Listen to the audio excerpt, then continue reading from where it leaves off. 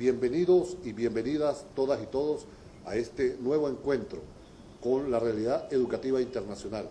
En esta oportunidad conversaremos con el colega, con el docente Pedro Hernández. Pedro es docente con más de 30 años de servicio. Actualmente es director de un centro educativo en la Ciudad de México, en México. Es miembro integrante de la sección 9 de la Coordinadora Nacional de los Trabajadores de la Educación, es decir, la seccional que corresponde a Ciudad de México. Ha ocupado cargos diversos dentro del Comité Ejecutivo de la sección 9 y actualmente es miembro de la Comisión Nacional de Educación de la Coordinadora Nacional de Trabajadores de la Educación. Esta comisión nacional se dedica fundamentalmente al tema de la ruta pedagógica, la formación de los docentes desde una perspectiva integral y, por supuesto, Pedro tiene de manera militante una visión crítica sobre el proceso de la reforma educativa mexicana y con él hemos querido conversar para escuchar su punto de vista sobre este importante tema. Muchas gracias, Pedro, por permitirnos esta entrevista en La Otra Mirada Educativa. Buenas tardes a todos los colegas. Nos da un gusto establecer contacto con ustedes a través de este medio. Agradecerle a Luis Miranda la oportunidad de expresarnos, de manifestar pues la situación en México. Pedro, tú eres docente con 30 años de servicio. Este es el momento más crítico que ha tenido la educación en México a partir de tu propia experiencia. Sí, yo creo que en los últimos 25 años hemos combatido las políticas neoliberales en educación y bueno, en mi propia trayectoria personal, laboral, pues prácticamente desde mi egreso de la Escuela Normal de Maestros en 1984, me incorporo a la coordinadora en 1985, sobre todo por esta parte del interés de lo educativo, lo pedagógico, que ya desde entonces desarrollaba la coordinadora. La CENTE tiene 35 años de vida, fue fundada en diciembre de 1979 en Tuxtla Gutiérrez, Chiapas, y bueno, durante 35 años ha mantenido una lucha ininterrumpida contra estas políticas neoliberales, fijándose tres grandes propósitos. Uno es la democratización del sindicato. Pertenecemos al Sindicato Nacional de Trabajadores de la Educación, el CENTE, que está considerado el sindicato más grande de América Latina, con 1.500.000 agremiados, y que desde su origen en 1944 pues nació corporativizado a los gobiernos priistas de este país y bueno, el uso de las estructuras sindicales para apoyar a los distintos regímenes en turno. Desde hace 35 años la Coordinadora Nacional de Trabajadores de la Educación ha luchado por su democratización, pero también se ha empeñado en democratizar la enseñanza, es decir, la educación, buscando otros métodos alternativos y un gran propósito pues es fortalecer también la lucha por la democracia en este país. Es decir, que la coordinadora en todos estos años ha luchado por democratizar el sindicato, por democratizar a la educación y por democratizar al país. En esta lucha de más de 35 años pues han participado miles de docentes en todo el país, en un origen, primero, pues los estados más pobres con mayor rezago, Oaxaca, Guerrero, Michoacán, Chiapas, Tabasco y los del centro, Distrito Federal, Tlaxcala, Puebla, y bueno, con la llamada reforma educativa desde el 2013 se han ido sumando otros estados y prácticamente en estos momentos la lucha de la coordinadora abarca las 33 entidades del país, desde el norte, desde Baja California hasta Yucatán, y se han multiplicado las movilizaciones de miles de docentes contra una reforma educativa que consideramos que no lo es tal, que es más bien una reforma laboral, empresarial, una reforma que lleva a la privatización de la educación y que, bueno, en estos momentos la batalla del magisterio en México es contra una evaluación que consideramos punitiva contra los docentes que pues ha llevado a la rebelión a miles de docentes, no solo de la coordinadora, ahora hay que decirlo, que también docentes que en algún momento fueron institucionales, que estuvieron cercanos a la dirigencia formal del CENTE, han manifestado también su inconformidad porque violenta derechos ganados, adquiridos en décadas de lucha, como es la estabilidad laboral, como es la posibilidad de tener una seguridad en el empleo. Entonces, la lucha de la coordinadora al interior del sindicato, del CENTE, ha sido una lucha muy fuerte que ha implicado pues decenas de maestros asesinados, presos, desaparecidos, y bueno, pues en estos momentos incluso tenemos maestros de la sección 22 de Oaxaca presos, tenemos maestros cesados, es decir, despedidos injustamente, y también pues hemos tenido maestros desaparecidos. Nosotros reivindicamos plenamente a los 43 muchachos desaparecidos de Ayotzinapa, futuros maestros que se truncó su vida, su futuro, y bueno, pues estamos también reclamando a 10 meses de su desaparición la presentación con vida y por supuesto pues el apoyo a sus papás, a sus compañeros, a los familiares de estos 43 normalistas de Ayotzinapa. Tú eres miembro de la Coordinadora Nacional de Trabajadores de la Educación, como tú señalabas, corriente del Sindicato Nacional. ¿Cómo valoran ustedes el trabajo que realizó el Maester Gordillo y cómo concluye su carrera como dirigente gremial? Bueno, yo decía que el sindicato, el CENTE, surgió corporativo desde 1944 y prácticamente 3 grandes cacicazgos le llamamos en México, que significa que un mismo líder se religió. Primero Manuel Sánchez Vite, 16 años, después Carlos Conquitud Barrios, 17 años, y el Maester Gordillo desde 1989, aprovechando una movilización muy importante que le hemos llamado la primavera magisterial del movimiento democrático, ascendió al poder de la mano del entonces presidente de la República, Carlos Salinas de Gortari, y se mantuvo 23 años en este cacicazgo, primero como secretaria general, después reeligiéndose 2 o 3 veces y finalmente autonombrándose presidenta del Comité Ejecutivo Nacional del Sindicato. El Maester Gordillo tuvo la habilidad en esos 23 años de ir de la mano de los gobiernos neoliberales, incluso no solo del PRI, como fue con Salinas de Gortari, sino también del PAN, con Vicente Fox y con Calderón. Y bueno, pues en este recambio de poder al sistema ya no le servía la maestra Gordillo, entonces la toman presa e intentan desmantelar al sindicato, ponerlo de rodillas y ponerlo, pues que avale completamente la reforma educativa.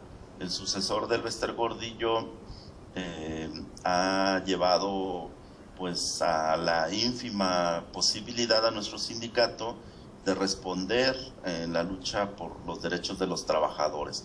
Este señor que le autorizaba los gastos al Maester Gordillo dobló completamente las manos y ha entregado pues los derechos de los trabajadores, de los maestros mexicanos, al régimen en turno y ha guardado silencio ante esta reforma educativa. Es decir, un sindicato que se vuelve cómplice del régimen, que convalida las políticas neoliberales, que está de acuerdo en violentar los derechos de los trabajadores y que ha perdido totalmente su brújula como un sindicato, como una organización que defiende a los trabajadores. Pedro, ustedes como corriente, como coordinadora, ¿forman parte de la directiva del sindicato o son simplemente una corriente al margen de las instancias de gobierno del Sindicato Nacional? Ideológicamente podemos decir que somos una corriente ideológica al interior del sindicato, más hacia la izquierda, donde confluimos pues distintas vertientes del movimiento democrático, del movimiento popular, pero no solo somos una corriente sindical. Es decir, en esta lucha por democratizar el sindicato, hemos disputado las direcciones en los seccionales, que serían las representaciones de los maestros en los estados. Entonces, en estos momentos, los comités ejecutivos de la sección 7 de Chiapas, de la sección 9 del Distrito Federal, de la sección 14 de Guerrero, de la sección 18 de Michoacán, de la sección 22 de Oaxaca y de la sección 34 de Zacatecas, son comités democráticos nombrados por la base trabajadora de los maestros y bueno, pues tienen la representación a nivel de estas entidades.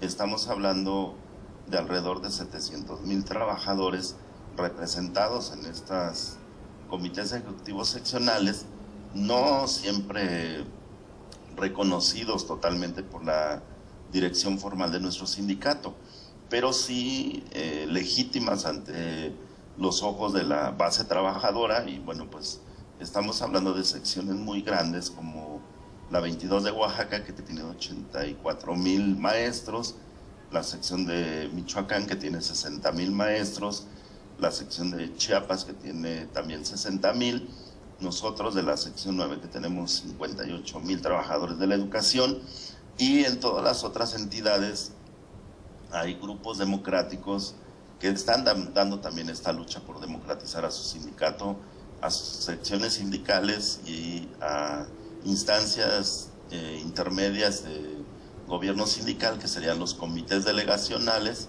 y los representantes de centro de trabajo. ¿Mantienen aún el campamento en la Plaza de la Revolución?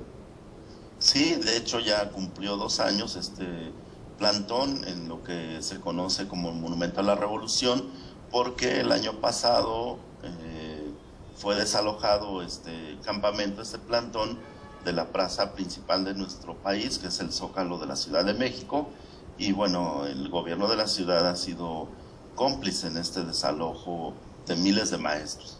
En este receso escolar están arribando a la Ciudad de México decenas de compañeros de distintos estados con la idea de fortalecer este campamento, porque de ahí pues salen brigadas, salen grupos organizados, nos permite mantener pues una lucha que es nacional, pero que en un país centralizado como el nuestro pues necesita los maestros de los estados de la República venir a la Ciudad de México para que sean atendidas sus demandas.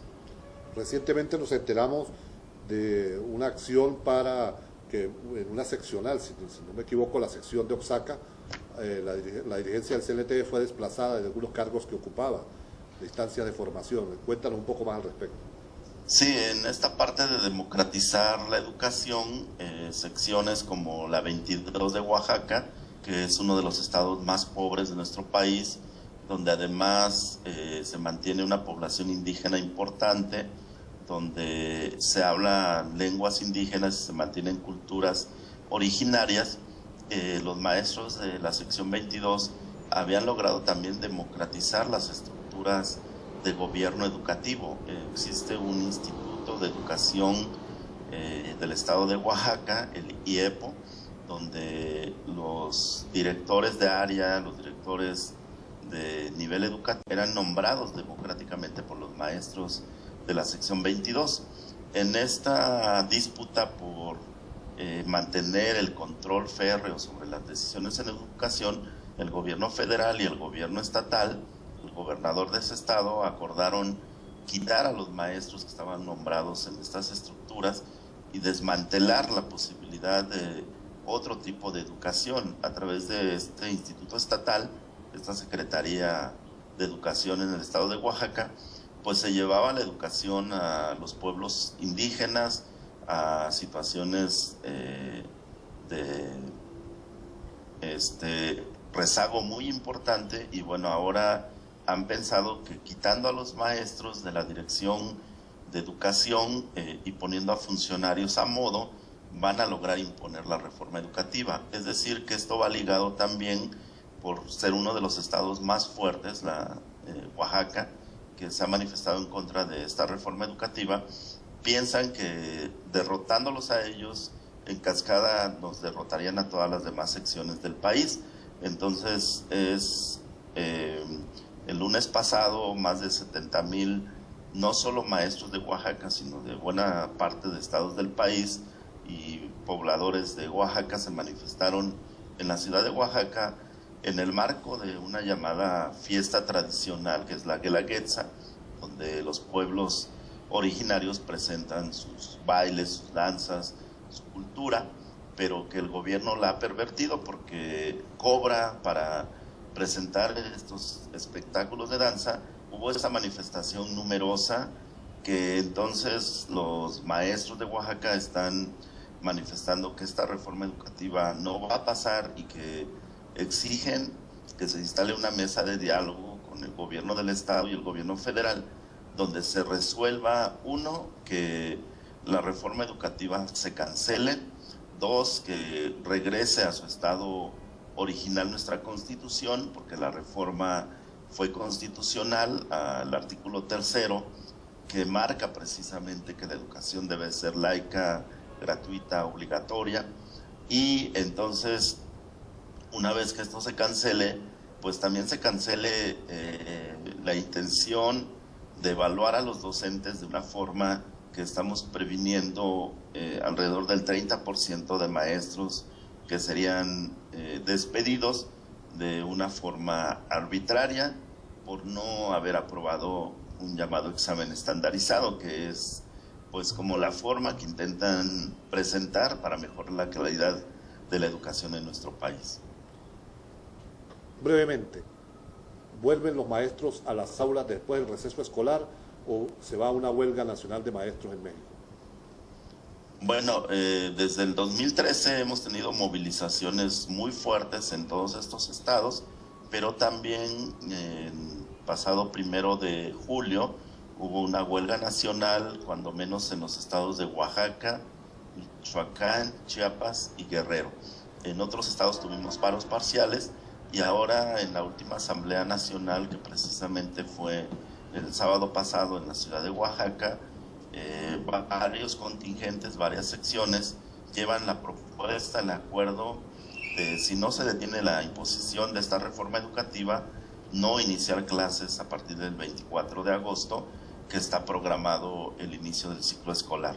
Esto es una medida muy fuerte, pero pensamos que va a ser acatada por muchos maestros en todo el país, porque esta evaluación nos ha llevado a un punto donde si permitimos que pase, estaría en riesgo la estabilidad laboral de miles de docentes, pero también estaría avanzando la privatización de la educación en nuestro país.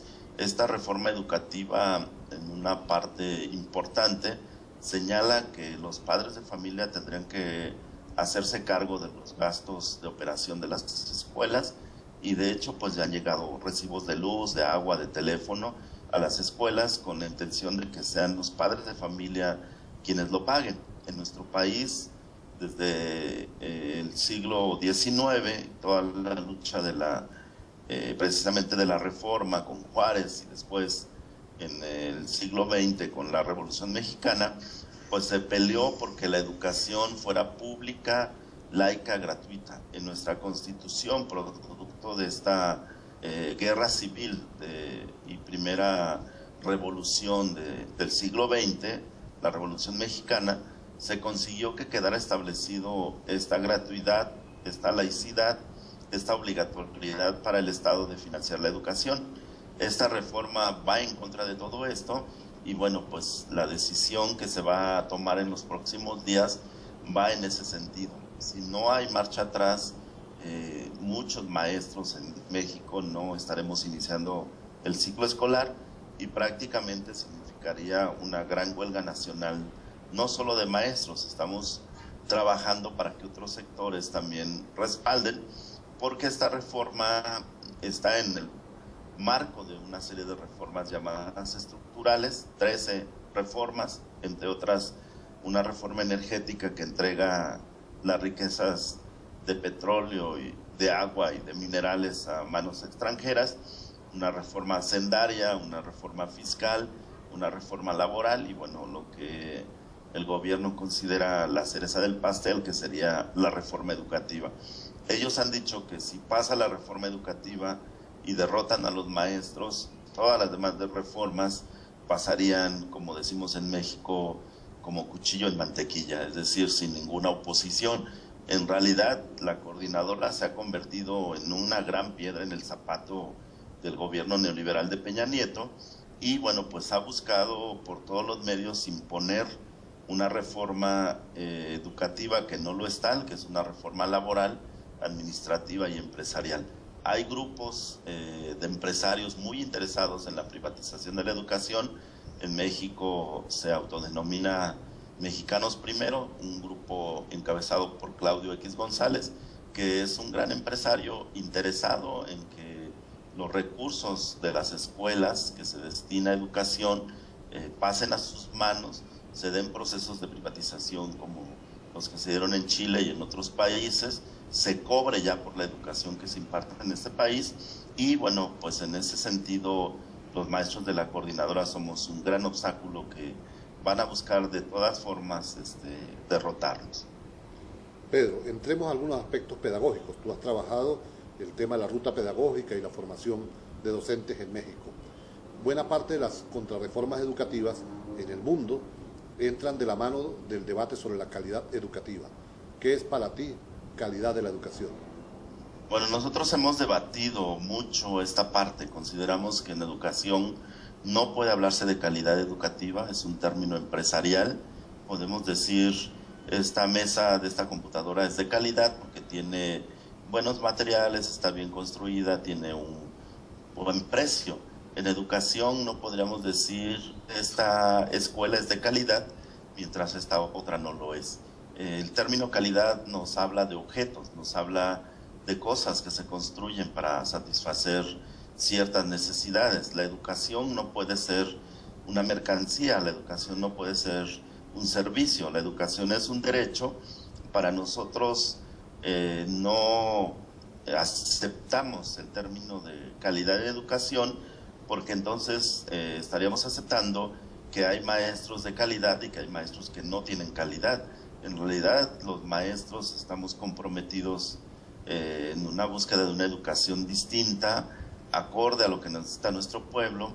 En México coexisten 64 culturas, algunas milenarias que tienen cientos de años resistiendo, que manejan sus propias lenguas, sus propias costumbres, y precisamente en estos estados de Oaxaca, Guerrero, Michoacán, Chiapas, pues son donde hay mayor cantidad de población indígena y no puede permitirse que una educación estandarizada, que uniforma a todos los pensamientos, no nos permita que nuestras culturas sobrevivan.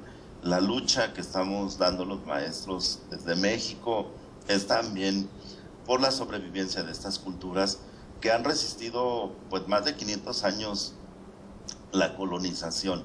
Nosotros consideramos que son culturas muy ricas, que tienen muchos elementos importantes que deben de ser incorporados a la llamada cultura mundial y que debemos de entender entonces que en México coexisten más de 64 lenguas también distintas, que si bien el español es la lengua oficial de México, pues en nuestras escuelas acuden alumnos que hablan mixteco, zapoteco, náhuatl, maya, y que son culturas vivas, que no son culturas atrasadas, que por el contrario, bueno, pues nos han dado ejemplos de formas distintas de organización, de resolución de sus problemas y de gobierno.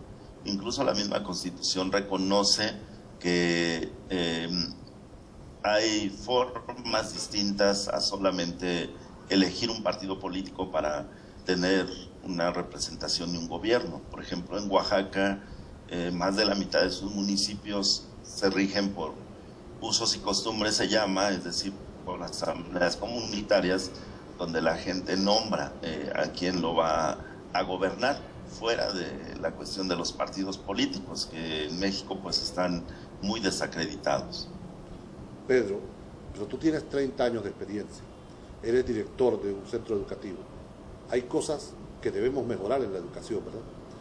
A partir de tu propia práctica, ¿cuáles serían aquellas cosas que desde una perspectiva de los maestros tendrían que ser valoradas para transformarlas?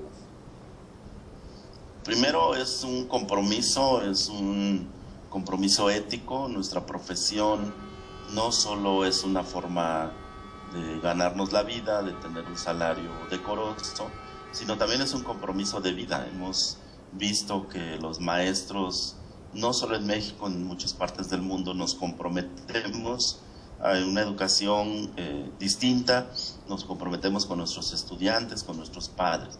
Entonces, en esa parte necesitamos mejores procesos de formación de los docentes, actualización, profesionalización, capacitación, de manera que tengamos las mejores herramientas para enseñar. En la parte de infraestructura en nuestras escuelas mexicanas se requiere pues desde el edificio escolar hasta el mobiliario. En un propio estudio que hizo la Secretaría de Educación, reconoce que 25% de las escuelas en nuestro país no tienen un edificio adecuado para funcionar. Reconocen que en más del 60% de las escuelas mexicanas no hay computadoras, no hay acceso a internet. En el 15% de escuelas mexicanas no hay ni siquiera energía eléctrica. En el 20% de escuelas mexicanas no hay baños, no hay agua potable, corriente. Y bueno, pues esto nos habla de un gran rezago, donde la responsabilidad no solo es de los maestros, la responsabilidad también aquí es del gobierno y también es de la sociedad. Sí necesitamos cambiar nuestros planes de estudio, mejorar los libros de texto. En México es de los pocos países que tenemos libros de texto gratuitos, pero necesitamos revisarlos y necesitamos modificarlos y necesitamos actualizarlos. En México se imprimen más de 100 millones de libros que se entregan gratuitamente, y bueno, esto es una conquista del pueblo mexicano, pero también la educación sigue siendo gratuita en todos los niveles, desde preescolar hasta la universidad, y bueno, pues es una defensa que tenemos también que hacer. En nuestro país existe, por ejemplo, la UNAM, que está dentro de las 100 mejores universidades del mundo, la primera creo que en toda América, y bueno, es una universidad con más de 300,000 estudiantes que necesitamos que siga siendo gratuita, que siga proveyendo de conocimientos necesarios para el desarrollo de nuestro país. Y de la misma forma necesitamos que se termine con un rezago educativo muy grande que tenemos en México. Estamos hablando de 7 millones de mexicanos en rezago, es decir, que no han concluido ni siquiera la educación básica, que sería la primaria, la secundaria, pero además tenemos alrededor de 9 millones de mexicanos analfabetas. En pleno siglo XXI hay muchos mexicanos que no saben escribir y leer, y bueno, pues esto nos habla de un fracaso de las políticas educativas. Los últimos 25 años se han ensayado en nuestro país políticas neoliberales que en realidad nos han llevado a una situación completamente de rezago, y bueno, la solución, la medicina que está dando el gobierno mexicano es aplicarle una evaluación a los docentes. En todo caso, nosotros hablamos de una evaluación integral que tendría que evaluar las mismas políticas educativas, que tendría que evaluar las condiciones en las que se desarrollan los procesos de aprendizaje en nuestro país, que tendría que evaluar a los propios funcionarios, y bueno, entonces estaríamos hablando que la responsabilidad es compartida y que no solo se señala a los docentes como culpables de una crisis educativa, que todos los estudios internacionales, a las evaluaciones que se han aplicado en México, los criterios que ha señalado de la OCDE, pues han fracasado una y otra vez. Nosotros hemos señalado que esta reforma educativa está dictada más bien desde las oficinas de París de la OCDE y no del Ministerio de Educación de nuestro país, que se llama Secretaría de Educación Pública. Es decir, que el gobierno mexicano no está llevando a cabo una reforma educativa para mejorar las escuelas, la enseñanza, el aprendizaje, mejorar las condiciones en las que trabajan sus maestros, sino solo está siguiendo políticas dictadas desde organismos internacionales financieros.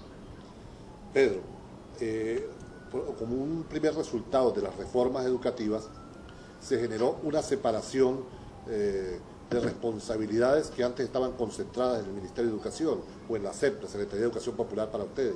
Está por un lado la SEP, pero por otro está el Instituto Nacional de Evaluación Educativa con niveles de autonomía que le rinde cuentas en teoría al legislativo, y está el sistema de formación de docentes también con algún nivel de autonomía. Esta separación de responsabilidades, estos niveles de autonomía de tres instancias tan importantes, ¿es correcto desde tu punto de vista? Nosotros decimos que no, porque quien es responsable directo de la educación en nuestro país es la Secretaría de Educación Pública. Esta Secretaría ha descargado en otras instituciones como este Instituto Nacional de Evaluación Educativa responsabilidades propias, inherentes. No es posible que un instituto que en un principio fue de investigación pues se transforme en un instituto que evalúa a 1,5 millones de docentes y que puede definir a quién despide o quién se queda. Pero también hay una injerencia muy grande de organismos empresariales como llamados Mexicanos Primero, que están fijando la agenda del gobierno mexicano en educación. Es decir, que los empresarios cada vez tienen una injerencia mayor en la educación en nuestro país, y la Secretaría de Educación Pública lo único que ha hecho en los últimos meses pues es amenazar que va a despedir a los maestros. Es decir, se convierte en un brazo ejecutor de políticas públicas que tendría que asumir plenamente el gobierno mexicano.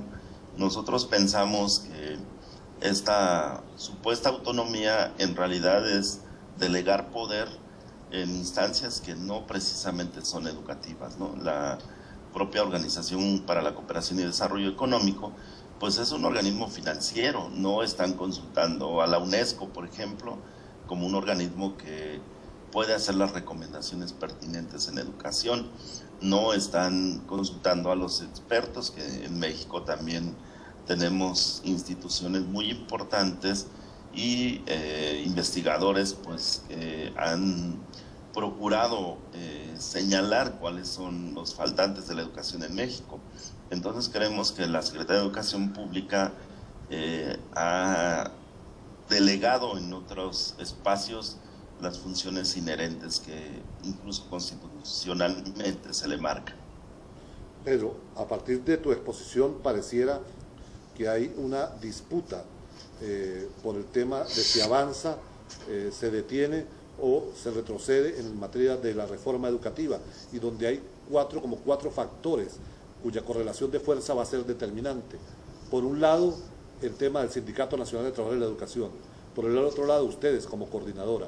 Por otro lado, Mexicanos Primero, con el control de los medios de comunicación, generando una matriz de opinión favorable a las reformas. Y finalmente, un cuarto factor, la propia correlación política del gobierno. ¿Quién ganará en esta disputa? Bueno, nosotros esperamos que gane la nación, porque efectivamente al final podemos resumir que se está disputando dos proyectos de educación, pero también dos proyectos de nación. Se está disputando un proyecto popular, democrático, que se apega a la Constitución mexicana, que reivindica la mejor tradición pedagógica mexicana, que busca a la educación como un motor de desarrollo no solo personal, sino también de las comunidades, de los pueblos, y que en el otro extremo pues está queriendo imponer una visión empresarial, una visión que privatiza la educación, una visión que dice no más derechos, todo cuesta, esto es una mercancía, es importante que se recuperen los gastos, que no se invierta más en la educación pública. La cuarta parte de la inversión pública en México es educación. Entonces es un mercado muy apetecible para las grandes empresas que manejan libros de texto, que manejan cursos para los docentes, que manejan software, que manejan... Ahora en México se están entregando miles de tabletas a alumnos de 5º grado y bueno, pues ahí hay una inversión bastante grande y hay negocios también que se están realizando con proveer de estos instrumentos importantes a casi 2 millones de estudiantes, pero que hemos visto que no tiene un futuro promisorio porque no se está capacitando a los docentes. Es decir, llegan los instrumentos de estas tecnologías, pero los docentes no tienen la capacidad suficiente para utilizarlos de una manera pedagógica que en realidad nos resuelva pues los problemas de rezago que tenemos. Varios investigadores han señalado que lo importante no es exclusivamente que las escuelas tengan estas tecnologías de la información y la comunicación, sino sobre todo su uso. Y bueno, como decía en la parte anterior, también si no se tiene energía eléctrica, si no se tiene acceso a internet gratuito, pues estas tecnologías quedan obsoletas, ¿no? O sea, dice el padre de familia, ¿dónde conectamos las computadoras si en la escuela no hay luz eléctrica? O si no está resuelto el problema de los baños, el problema del agua potable, el problema de las instalaciones, del mobiliario. Si tenemos una parte importante de escuelas en el país con un solo docente o cuando mucho 2 docentes, es decir, escuelas incompletas que un docente tiene que trabajar con alumnos de distintos grados, a veces de distintas lenguas, de distintas formas de pensamiento, y bueno, en lugar de procurar que se cubran las necesidades de las escuelas, se tenga una mayor equidad, se están profundizando esos rezagos. Es decir, pareciera que para el gobierno en esta disputa por la educación, pues sí importa tener escuelas de excelencia para los hijos de los empresarios, y bueno, también en México hay cada vez un mercado más grande de escuelas privadas de todos los niveles que cobran miles de pesos en cuestiones de mensualidades, de inscripciones y demás, pero que son exclusivas de una clase alta, pues, y mientras nuestras escuelas públicas quedan muy rezagadas. Creo que lo que se está disputando es el futuro de la nación, el futuro de la educación y también el futuro de los niños y los jóvenes de este país. El día de hoy precisamente se entregan resultados del examen de ingreso a nivel medio superior y nuevamente miles de jóvenes van a quedar fuera de la posibilidad de estudiar en una escuela pública de nivel medio superior, preparatoria, bachillerato, porque no tienen cabida, hay una limitante de matrícula y entonces de cada 10 que presentaron este examen, solo 1 va a poder acceder a estas escuelas de nivel medio superior. Es decir, la pirámide educacional también se vuelve cada vez más estrecha, o el embudo, como han señalado otros investigadores, de 100 alumnos que entran a la primaria, solo 1 tal vez termine un posgrado en la universidad pública. Es decir, que en el camino se quedarán cientos y miles de jóvenes sin la posibilidad de acceder a una educación pública, no de calidad, sino que les dé pues los elementos suficientes para el desarrollo personal, pero también para el desarrollo de nuestra nación. Pedro, para ir cerrando esta entrevista, quería un poco compartir contigo lo que es una impresión de muchos investigadores, quienes señalan que México es hoy el laboratorio en el cual se están ensayando buena parte de las contrarreformas, como se hizo en el pasado en Chile. Cuando se intentaron aplicar, se aplicaron y después fueron presentados como modelo o paradigma para la región. Hoy pareciera que lo que está en juego en México es un nuevo proceso de mercantilización de la educación, de privatización de la educación, que de pasar sería un ejemplo para el resto de América Latina y el Caribe. En consecuencia, ¿cuál sería tu mensaje para los maestros que tienen una perspectiva crítica del proceso educativo, de los maestros de América Latina y el Caribe, que ven en la educación una esperanza, y a los propios gobiernos progresistas que intentan impulsar reformas con inclusión educativa? ¿Cuál sería tu mensaje para ellos? Bueno, primero que estas políticas llevan más de 25 años. El neoliberalismo llegó en México hace 25 años de la mano de Salinas de Gortari, que fue quien empezó a imponer estas reformas, y en educación particularmente una serie de acuerdos, de alianzas, de compromisos. En un primer momento no aparecían los empresarios como un factor importante, sí aparecía el sindicato, la figura del Bester Gordillo, como una contraparte que aprobaba estas reformas. Pero 25 años de neoliberalismo a nosotros nos han mostrado su fracaso. No hemos mejorado sustancialmente los niveles de ingreso, de permanencia, de egreso de las escuelas, y bueno, pues también las condiciones en las que se sigue enseñando y aprendiendo no son las mejores. Yo creo que los maestros de otros países sí deben de ver un ejemplo en México, no solo del fracaso de estas políticas, sino también de la posibilidad de combatirlas, de la posibilidad de derrotarlas. Y bueno, la Coordinadora Nacional de Trabajadores de la Educación en estos 35 años ha adquirido experiencia importante, ha tenido una sabiduría para enfrentar pues a veces situaciones muy complejas de imposición, de represión, de agresión. Y bueno, para los gobiernos progresistas lo que creo que tendríamos que decir es que deben de voltear a otro lado, no precisamente esas políticas neoliberales. Creo que países como Ecuador, donde también se ha ensayado ese asunto a los docentes, pues se ha encontrado con una resistencia muy fuerte de la Unión Nacional de Educadores. Pero también en Chile hemos tenido conocimiento que cada vez se ha organizado más el sindicato de maestros, que ha recuperado un papel importante, y que entonces el modelo chileno pues ha hecho trizas, y gobiernos progresistas o que han llegado por la vía de las elecciones tendrán que voltear a otro lado. En el propio Estados Unidos, que empezaron con esto de los exámenes estandarizados, pues una y otra vez han visto el fracaso, han visto que no funcionan como políticas importantes. Entonces creo que México, más que un laboratorio, pues se ha convertido en un territorio donde se está disputando dos proyectos, y creo que en los próximos meses esto tendrá, nosotros confiamos que desenlaces importantes para los maestros, pero también para la población mexicana, que este gobierno va a pasar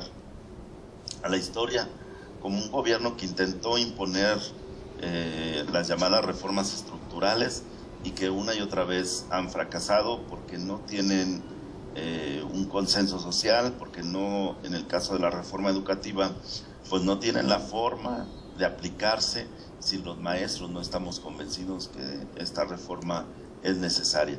Creo que los maestros de otros países, los gobiernos progresistas, tienen que, o tenemos que buscar los consensos necesarios para un proyecto distinto de educación, para un proyecto distinto de nación, y bueno, para soñar que es posible otra escuela, otra forma de vida, otra forma de organización.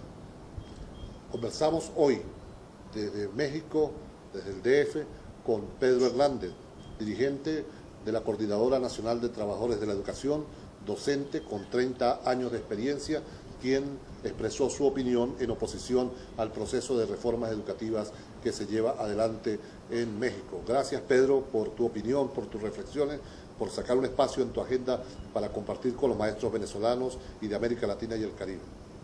Muchas gracias a todos y esperamos seguir en contacto con todos ustedes. Milagremiados, y que desde su origen en 1944 pues nació corporativizado a los gobiernos priistas de este país, y bueno, el uso de las estructuras sindicales para apoyar a los distintos regímenes en turno. Desde hace 35 años la Coordinadora Nacional de Trabajadores de la Educación ha luchado por su democratización, pero también se ha empeñado en democratizar la enseñanza, es decir, la educación, buscando otros métodos alternativos, y un gran propósito pues es fortalecer también la lucha por la democracia en este país. Es decir, que la coordinadora en todos estos años ha luchado por democratizar el sindicato, por democratizar a la educación, y por democratizar al país. En esta lucha de más de 35 años, pues han participado miles de docentes.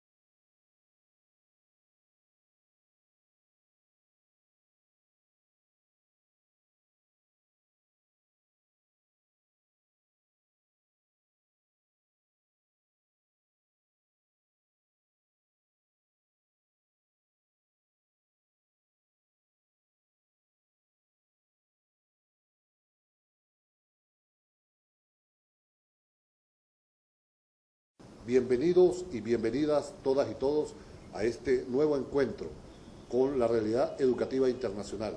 En esta oportunidad conversaremos con el colega, con el docente Pedro Hernández. Pedro es docente con más de 30 años de servicio. Actualmente es director de un centro educativo en la Ciudad de México, en México. Es miembro integrante de la sección 9 de la Coordinadora Nacional de los Trabajadores de la Educación, es decir, la seccional que corresponde a Ciudad de México. Ha ocupado cargos diversos dentro del Comité Ejecutivo de la sección 9 y actualmente es miembro de la Comisión Nacional de Educación de la Coordinadora Nacional de Trabajadores de la Educación.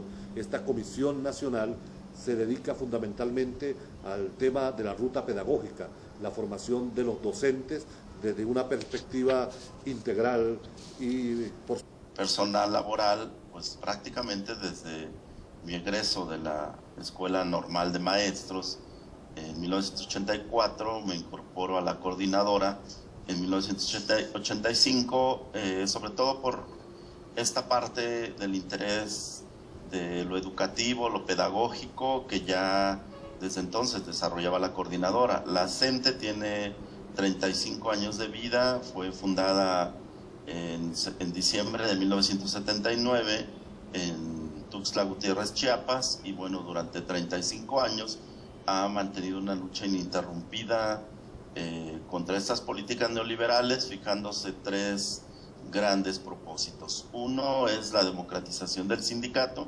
Pertenecemos al Sindicato Nacional de Trabajadores de la Educación, el CENTE, que está considerado el sindicato más grande de América Latina, con 1.500.000. Por supuesto, Pedro tiene de manera militante una visión crítica sobre el proceso de la reforma educativa mexicana y con él hemos querido conversar para escuchar su punto de vista sobre este importante tema.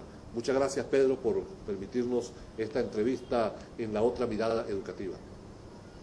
Buenas tardes a todos los colegas. Nos da un gusto establecer contacto con ustedes a través de este medio. A agradecerle a Luis Miranda la oportunidad de expresarnos, de manifestar pues la situación en México. Pedro, tú eres docente con 30 años de servicio. Este es el momento más crítico que ha tenido la educación en México a partir de tu propia experiencia. Sí, yo creo que en los últimos 25 años hemos combatido las políticas neoliberales en educación y bueno, en mi propia trayectoria